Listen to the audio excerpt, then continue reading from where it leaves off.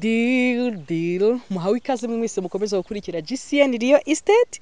Umva turabakunda pe kandi natwe turabizi ko mudukunda.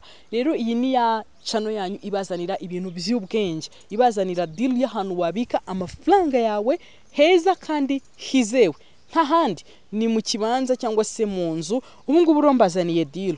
Hano turi mu murenge wa Kanyinya, ni muri Nyarugenge, ni mu mujyi wa Kigali of course, ni mu masite yaciwe yagenewe gutura. Hano mufitiye ikibanza gifite ubuso bungana na metero karere 450. No kuva kuva kuri borne ya mbere kugera hariya ni 16, noneho kuva hariya kugera hariya zikaba 25. Hano kuva hano kuva hano kugera ni 18, noneho kuva kuri borne hariya kugera hariya zikaba 25, zose hamwe zikaba 450. Iki kibanza rero kikaba gikeneye amafaranga make cyane. Iki kibanza gikeneye miliyoni 7 zonyine, kandi wibuke ko ayawe ariyo aba afite agaciro.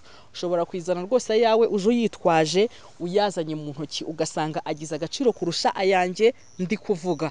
Ahangaha rero murabizi neza ko abantu twaguze mamubizi ayanyu niyo aba afite agaciro kurusha ayacu twebwe turi kubabwira. Muze ro mwihahire ibibanza, ni muri Nyarugenge mu murenge wa Kanyinya, ni ibirometero bikeya uvuye kuri kaburimbo. No kuva hano ni heza cyane, urabona ko hari umuhanda ugenda ucamo imodoka, ni mu masite yaciwe. So rero mureke rwose tuzahurira ahangaha tuje kwigurira ikibanza cyacu. Ni GCN Real Estate, turabakunda cyane.